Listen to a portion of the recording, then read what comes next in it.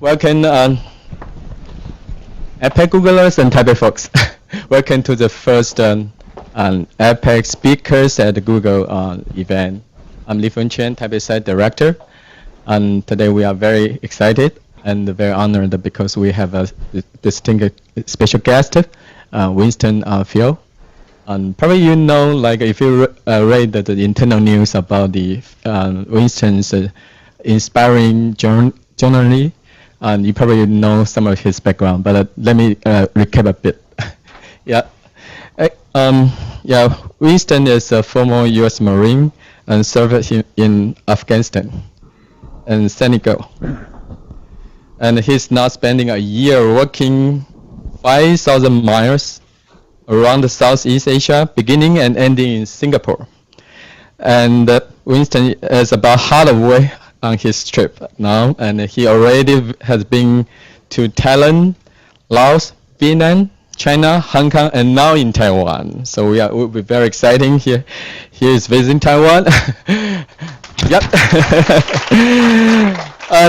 But his trip purpose is going to special to raise money for children charities with cleft palate.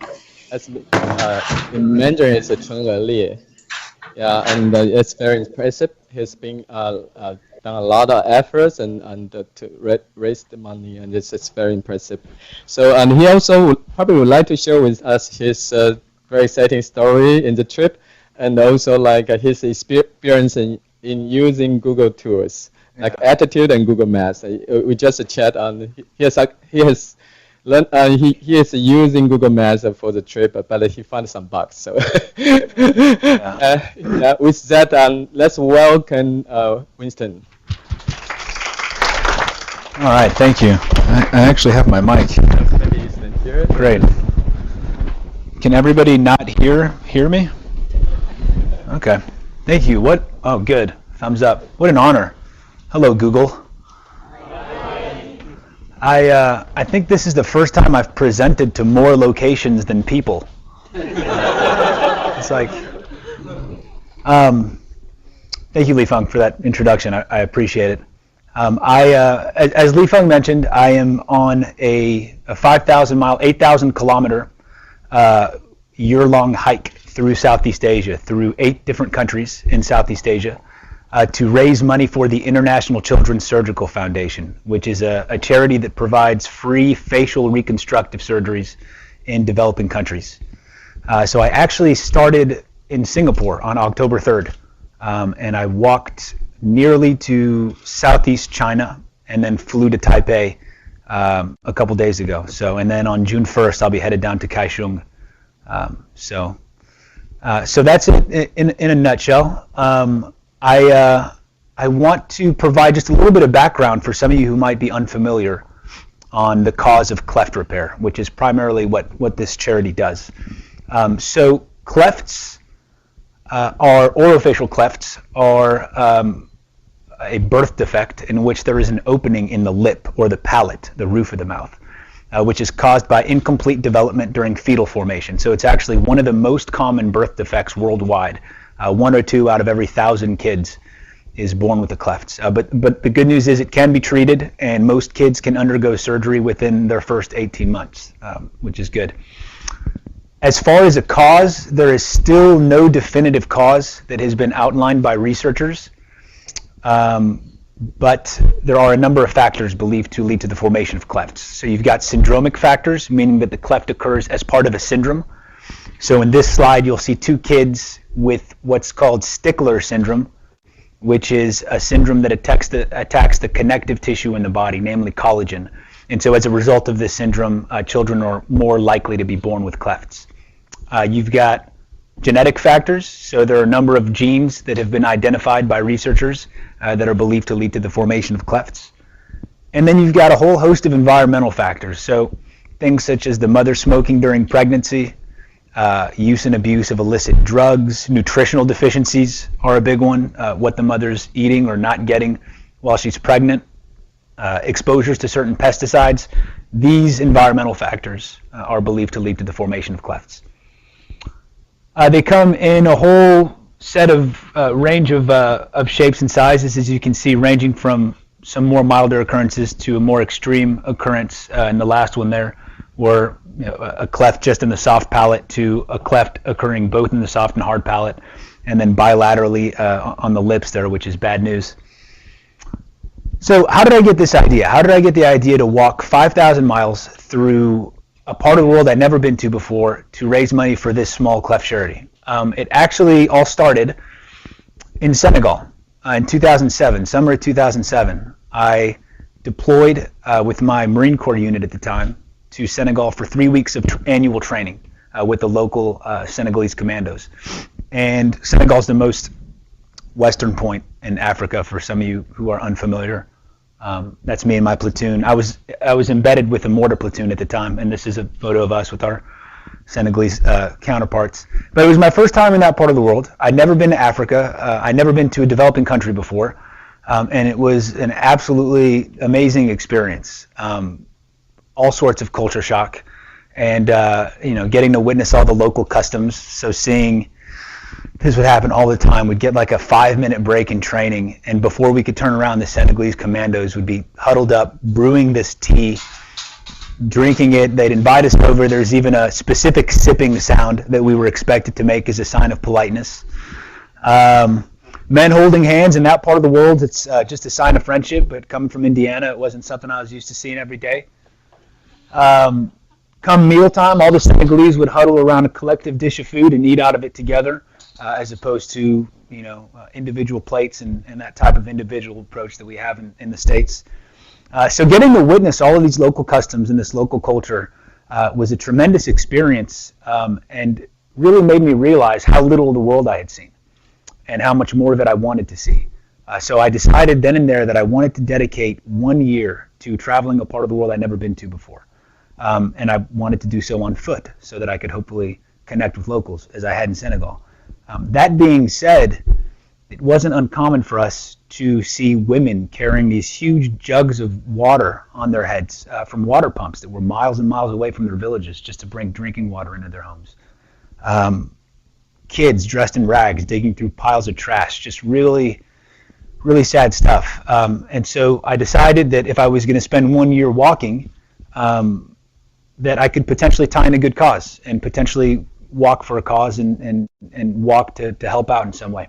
But I didn't know how I was going to go about doing that, so I headed back to New York, where I was living at the time, and I started looking at different charities and different causes out there to get a feel of what was out there. And it wasn't long before my dad sent me a newspaper clipping in the mail about a doctor by the name of Jeff Williams, who had been leading a perfectly comfortable lifestyle, was making very good money as a plastic surgeon on the faculty at the medical school, University of Texas. And he began volunteering 1 or 2 weeks out of the year with some of the larger organizations doing medical missions, lending his services as a plastic surgeon. And over the years, he kind of became disenchanted by the way a lot of these organizations were run, by the way a lot of these missions he was participating in were managed. And so he decided in 2005 that the best way for him to continue doing his work would be to found his own charity, and that's what he did, the International Children's Surgical Foundation. So it was a complete inspiration to read this story and to read about how this foundation came to be.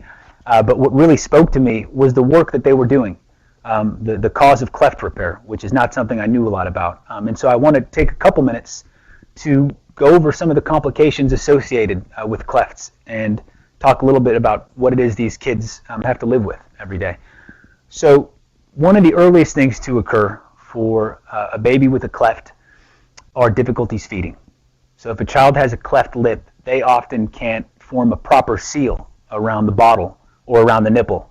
And so as a result, they're deprived of all sorts of nutrients that they need to grow, and they end up losing all sorts of weight when they should be gaining weight as a developing child.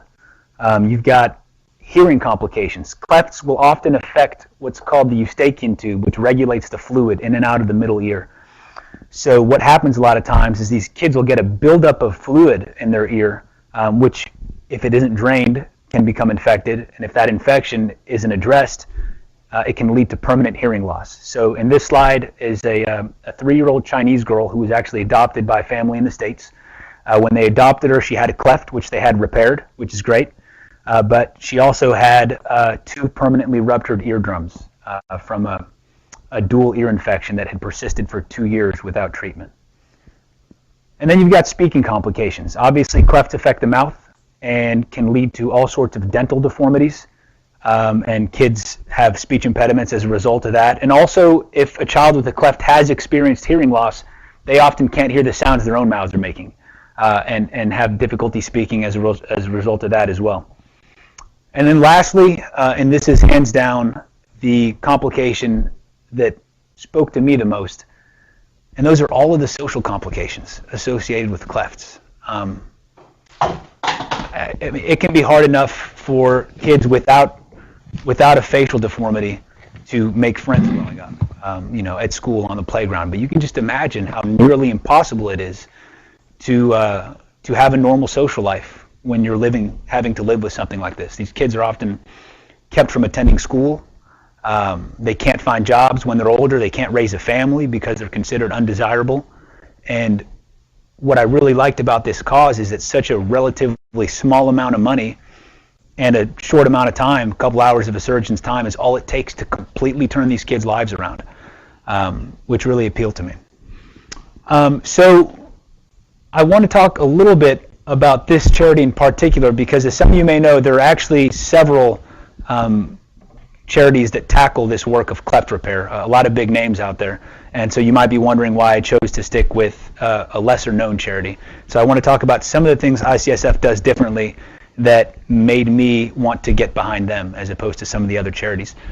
Firstly, anybody associated with ICSF does not draw any sort of salary or compensation. All the staff, the doctors, are 100% volunteer. So it's an extremely lean charity with very little overhead, and I really like that. A lot of larger charities will spend, tens and tens of thousands of dollars on office administrators and special projects coordinators and that type of thing, and ICSF doesn't do any of that. They don't spend any money on advertising. A lot of organizations will spend tens of thousands of dollars on newspaper ads, on TV commercials, which costs a lot of money. ICSF depends on word of mouth and what little press they get. So again, I really like the lean aspect of the charity. Their emphasis on post-operative care. This was a big one for me. One of the things that Dr. Williams had noticed when he was doing this work with other charities before founding ICSF was a lot of times the complete and utter lack of post-operative care. So what would happen is he would go on a mission, and the day after the last surgery, the surgeons that he was working with would leave. Or sometimes the day of the last surgery, the surgeons would leave. And I can't tell you how detrimental that is for these kids to where just within that first week following the surgery, all sorts of infections can flare up. Pneumonia is a common side effect of the surgery. And so what ICSF does is they make sure to stay on that mission site for an entire week following the surgery to make sure that they do those critical post-operative checkups and address any issues if they do occur, which I really liked. Emphasis on quality versus quantity. Some of you who might be more familiar with clefts may have heard a cleft surgery is advertised as only taking 45 minutes of a surgeon's time. While it is possible in some cases to perform a surgery that quickly, the results are often suboptimal. In developed countries, when surgeons in developed countries are performing surgeries, they will often spend hours on kids in developed countries.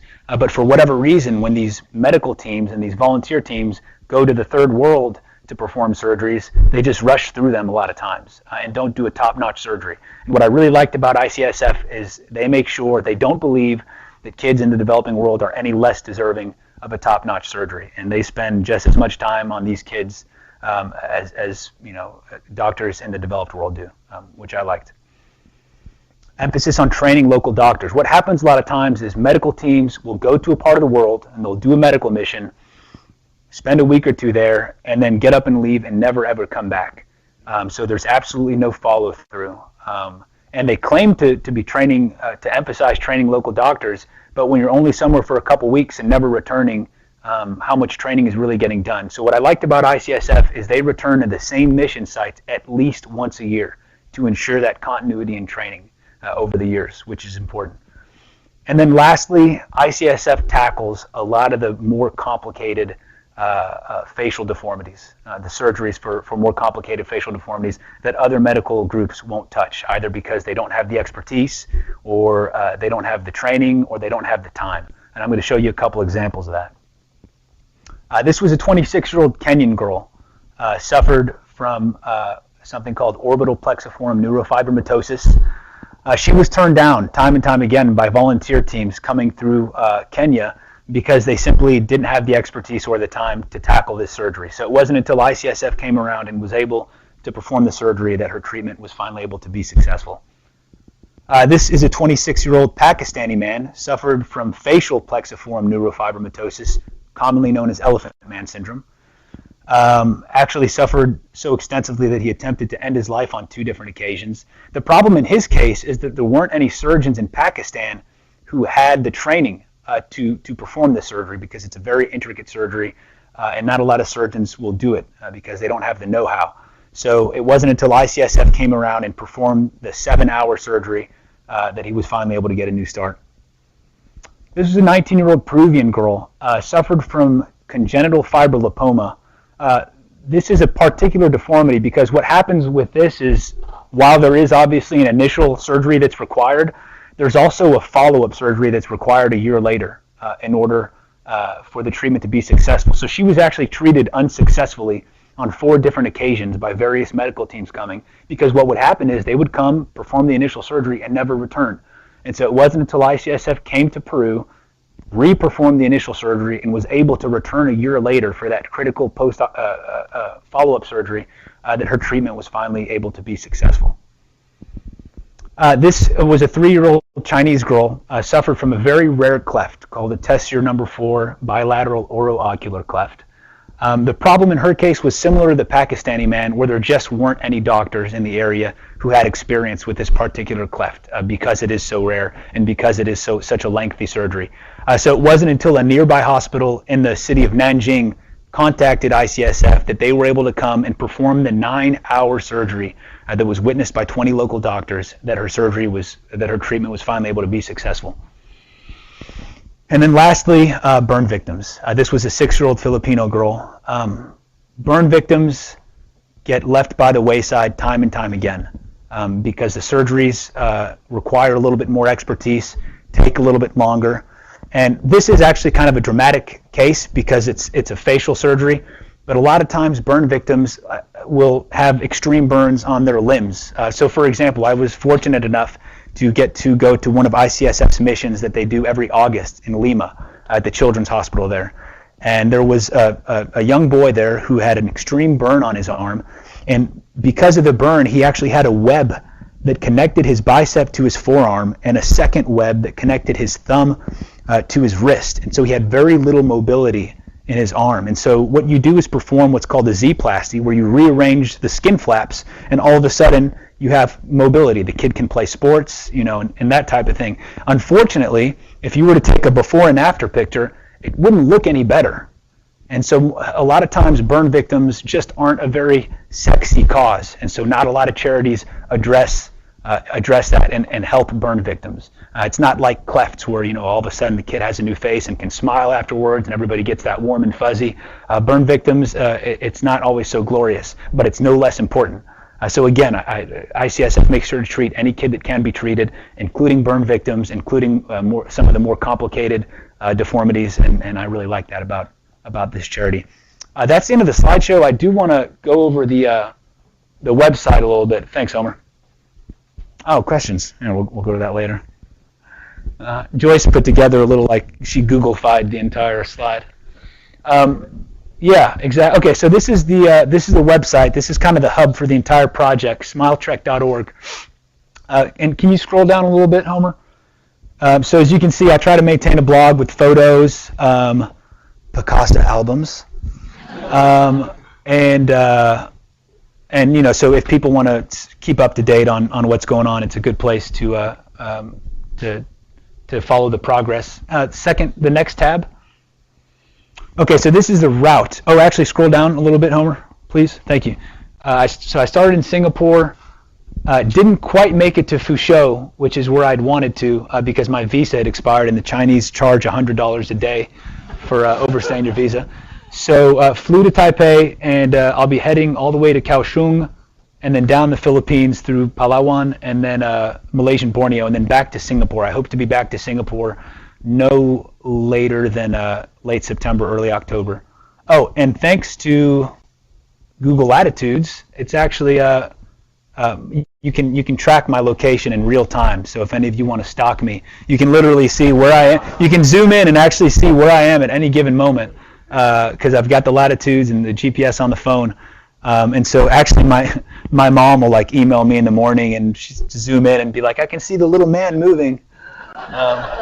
So that's nice for people who want to track the progress. And then the last tab, I have a sponsors and donors page. So if any of you maybe know somebody, either an organization or a business, can you scroll down a little bit, Homer? As you can see, I just put, I give credits to my sponsors. Usually I put a little logo and the name of the company, and then a little blurb about the company, and then the logos actually link to their website so that visitors can be linked to the website of the sponsors. And I just want to clarify that there's a donate page here, but if you click the donate page, you'll actually be rerouted to the charity's donation page. So I don't touch any of the money; it goes directly to the charity. As far as my personal expenses, I was able to save up enough money in Afghanistan because I didn't have too many expenses over there. So I have more than enough in the bank to sustain myself for a year in Southeast Asia. So yeah, so now the slide's over. But questions, if any of you have any questions. All right, thank you so much. No, I'm just joking. Is it anybody?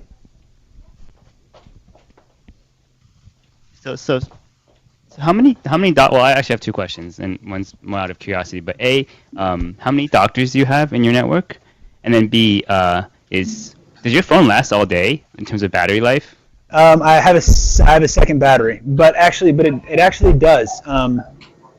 Yeah, it'll make it. Well, it'll make it. But the only reason it does is because I take breaks and I charge it while I take a break. Yeah, so when I'm grabbing a bite to eat, I always find a place to plug in. So yeah, and regarding the doctors, ICSF, the ghost of Google ICSF goes on about a dozen. They do a little over a dozen medical missions a year. Only on about six of them do they take a team of doctors. A lot of the times it's Dr. Williams who does it full time. He's the only full-time doctor who partners with the local doctors at the same hospitals. And only when they deploy to really kind of secluded rural areas, when they actually, where there aren't a lot of resources, they'll bring an anesthesiologist, a handful of doctors, a nurse. But yeah, does that answer your question? Okay. Other locations, feel free to ask questions as well. Just unmute yourselves. Any more questions from Taipei? This guy's riding solo. Ming. Ming, you have a question? Yeah, I actually do. This is great. I mean, I'm impressed that you have taken a 1 full year yourself to do this. My question is, how have you what sort of PR or marketing have you done other than appear in Google? Have you done any sort of promotion about this? Don't downplay this too much. This is a big deal. What other PR and marketing have I done? I would say my Facebook page, but that's such a measly excuse for a Facebook page. It's pretty bad. Not much, man. I try to take a week-long break in all of the capital cities. So the route actually just connects the dots of all the capital cities of the countries I'm headed through for the most part. And so I try to take a week-long rest in those cities, and that's kind of my opportunity to speak at Rotary clubs or international schools and that type of thing. So yeah, and whatever press I get along the way. Sometimes I get some press, but I wouldn't say marketing. Yeah, I haven't done any marketing. Yeah. Is he a marketing guy? Is that why he's asking? No. Yeah. Actually, you should try to put it on Kickstarter. I bet you'll get some money on Kickstarter. They actually, Kickstarter does not allow fundraising for nonprofits. Yeah, it's only they creative don't? projects. No, they don't. In fact, they don't even. You can't even have like a percentage of what you raise on Kickstarter go to a nonprofit. It's exclusively creative projects. I see. I have a question in Tokyo. All right. Tokyo. So you obviously, I'd missed the beginning of how long you've been on the road, but I assume traveling overland by foot across Southeast Asia, you've either learned some lessons about the people or yourself or something else. Any interesting stories from the road? Oh, interesting stories. Lessons learned, insights. Yeah, the dogs in Thailand are pretty bad.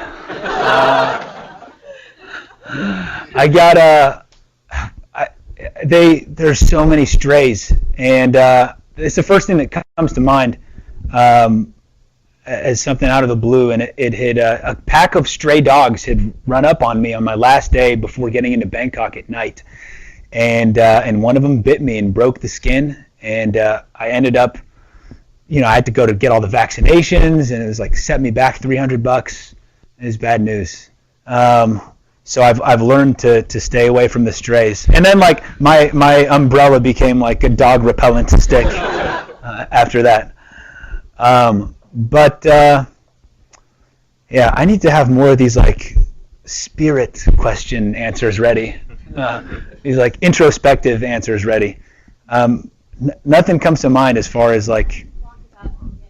Yeah, that was. Yeah, that would definitely be the most heartfelt thing that happened. What Joyce is bringing up, which it was kind of like one of those moments where all of the stars aligned. Where I was in northern Vietnam, heading towards the Chinese border, and all of a sudden I see this guy on a scooter ride past me, and he had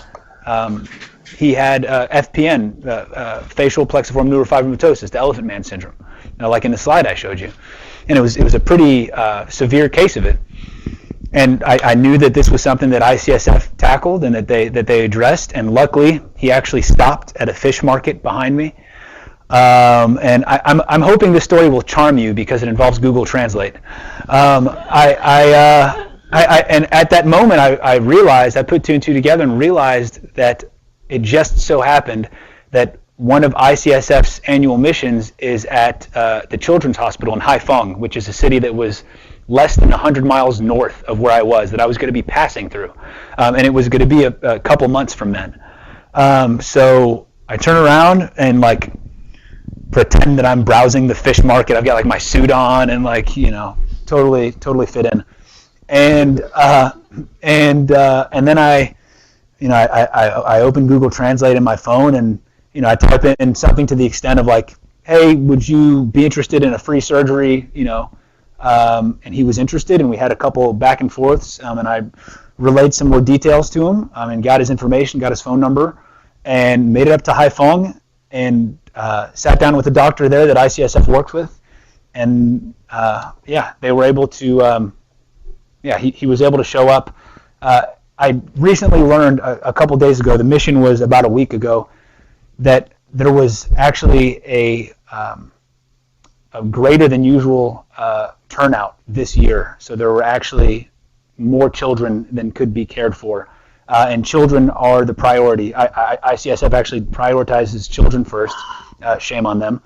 And so they actually, his schedule is going to be, his surgery is going to have to be scheduled for next year's mission.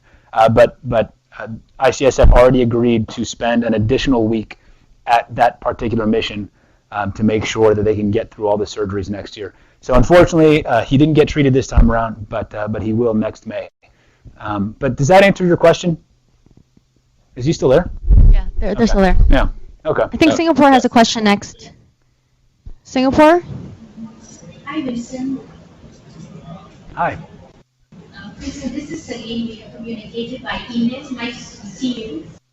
Hey, how's it going? Going well. Good to see you.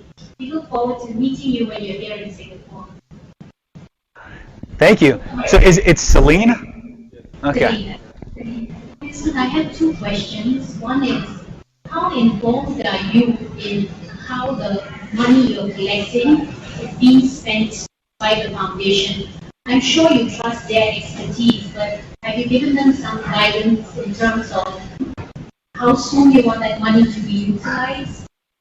Any sort of guidance, or are you just leaving it to them to spend it as and how they think it's spent? Okay. And my second question, once you complete this journey, what do you plan to do? Have you got another journey in mind to help another folks? Okay, so how does the charity spend their money, and what am I going to do after this?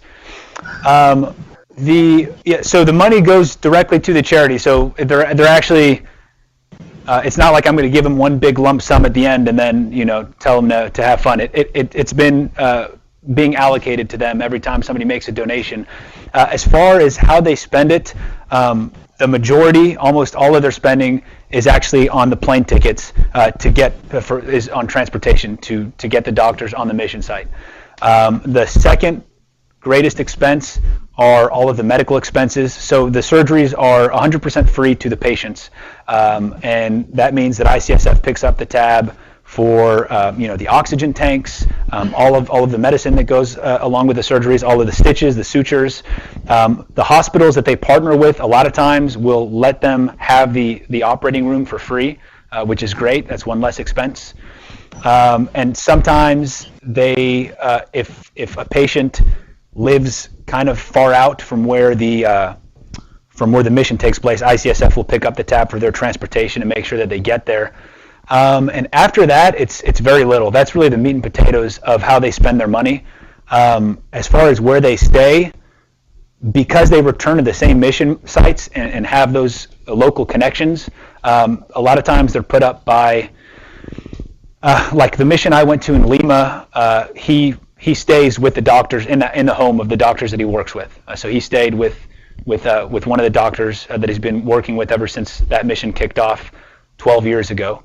So he doesn't pay for a place to stay. They drop him off at the hospital and take him back home, so there's no taxi expenses. While I was there, they fed us, so they would bring us food. So he didn't spend any money on food. Like in the Philippines, for example, they've hooked up with a local Rotarian who owns a hotel there.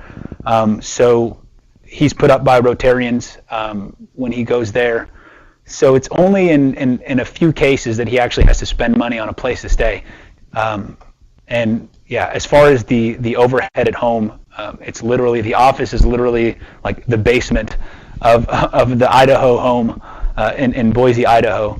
And his mother is retired, who's doing all of the secretarial work and responsibilities and stuff. So literally there's only 2 full-time employees, him and his mother at home, and then there's 1 full-time nurse coordinator in the Philippines because they have more missions in the Philippines than anywhere else, about 3 or 4 every year. So they have 1 full-time coordinator there who also volunteers for free. Does that answer your first question, Celine? Yes, Winston, it does. Thank you. Okay. In regards to your second question, I have recently become incredibly inspired by the urban farming movement.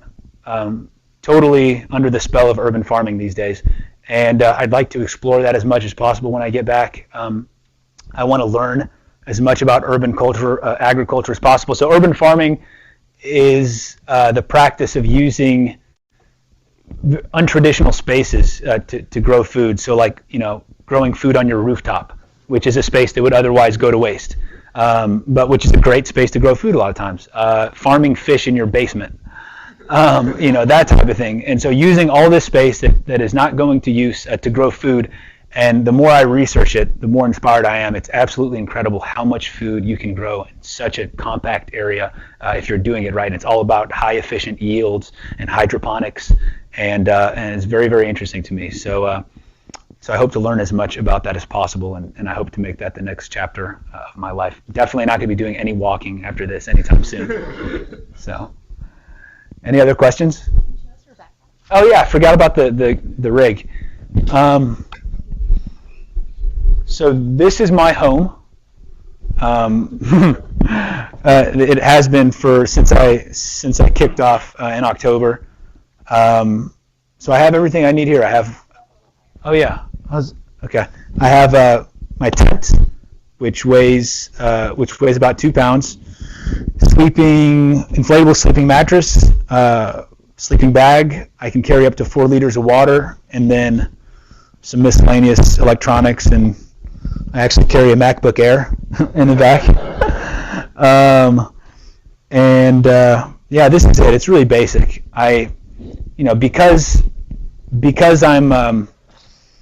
Because I'm not trekking in the middle of nowhere, I'm on main roads. I can pick up food along the way. Finding a place to eat has not been a problem so far. And so it's able to be a pretty lean setup. It weighs about 20 pounds. Hey, sorry, I got a quick question here from Sydney. Hey, so Okay. I'm walking to work once in a while, and that's about 3 kilometers. Takes me like 20 minutes, and I get kind of bored along the way once in a while. So I'm curious, how do you keep yourself motivated? How do you stay with it? What do you do on a bad day? Do you sing, or do you listen to your iPod? Or what do you do to stay with it? Yeah, it's not singing. It's the iPod. I need to get some new music actually, because I've been listening to the same songs for a while now. And I listen to music. I listen to various podcasts and talks and interviews and that type of thing to kind of keep myself from going crazy. And yeah, that's it.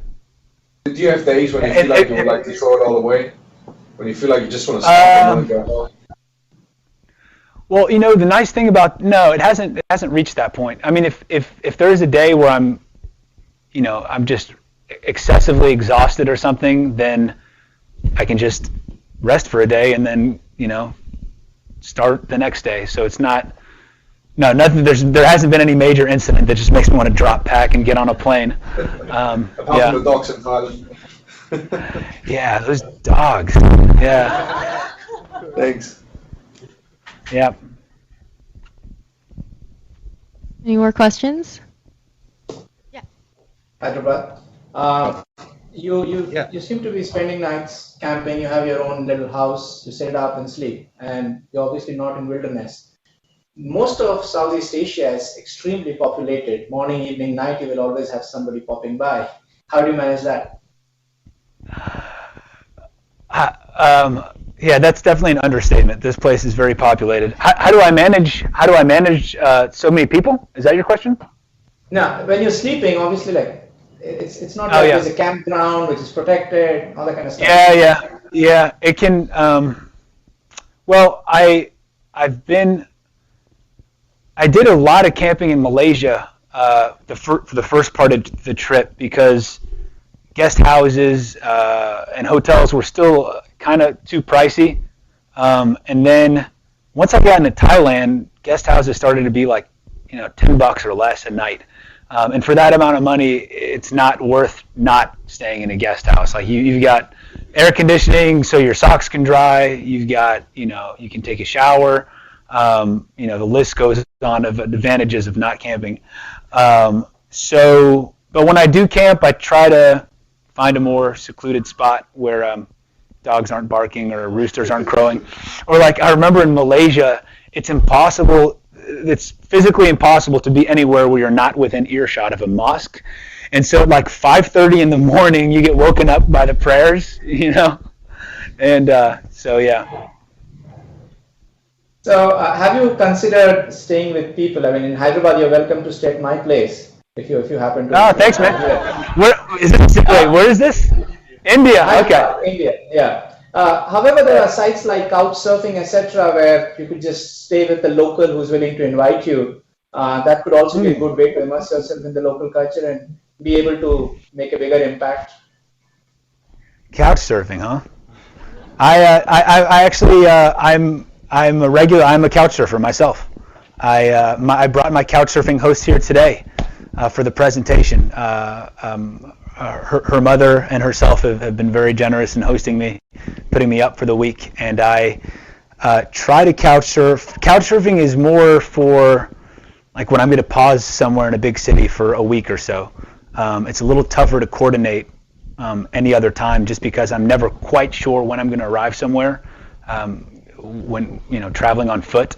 But couch surfing has been an amazing resource. I mean, it's obviously great to not to have a free place to stay, but just to have somebody who can tell you okay, this is a tourist trap, this neighborhood, stay away from this neighborhood, maybe it's dangerous or something, and make recommendations, and a great way to meet people and just make friends. And yeah, I'm a huge proponent of couch surfing. So can I couch surf your place in India? For sure. And Hyderabad is a big city. You can stay a week. Yay! Thank you. So one question here, how does the organization attract more doctors join the group? Is there any doctor from Taiwan?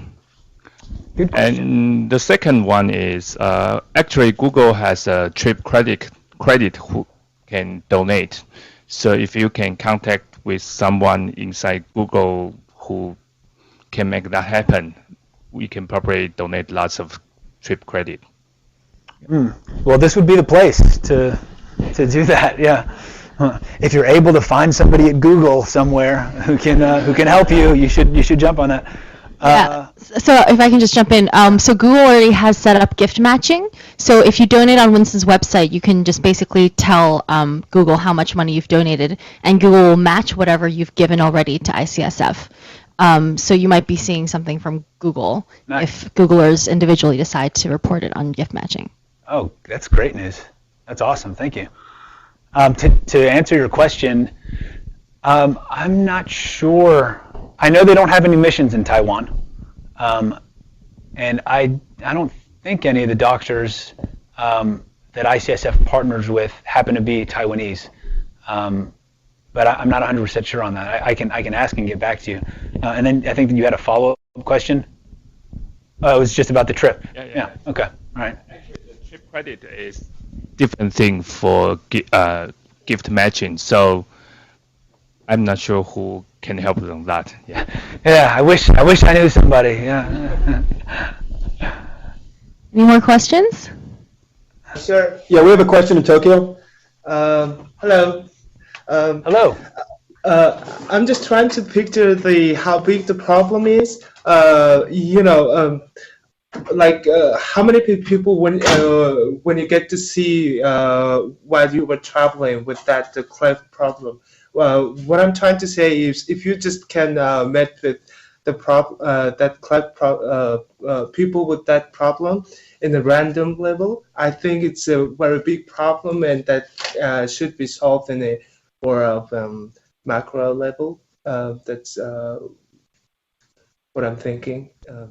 Yeah, absolutely. Luckily, I did not see, or I don't know if it's luckily or not, I did not see a child with a cleft until Hanoi, Vietnam. And that was because I was visiting a local charity there, a Vietnamese medical organization that provides cleft surgeries for local Vietnamese kids. And I got a tour of their organization, and there happened to be some kids there who were waiting for surgery, who I got to meet. But other than that, I haven't seen any really, just out and about. I've seen a couple who had clefts that you could see there was some scarring, so they'd had clefts that had been repaired, which is great. But I didn't see too many out and about, or I haven't so far. And I don't know if that's a good thing, or maybe they're not anxious to go out and be seen in public. Who knows? But that's been my experience with kids with clefts so far in this region. Okay, thank you. Yeah. Thank you. Any more questions? You said that there are more kids with cleft palates in Southeast Asia than there are in other. That brings me to something I hadn't mentioned. The reason I chose to focus the trek in Southeast Asia was primarily because I've never been to this part of the world before. And also, believe it or not, there are actually slightly more occurrences of cleft births in this region than other parts of the world for whatever reason. So that's why I wanted to kind of focus things in Southeast Asia. Philippines are actually pretty bad. I think it's like 1 out of like every 600 or something like that, 600 to 800.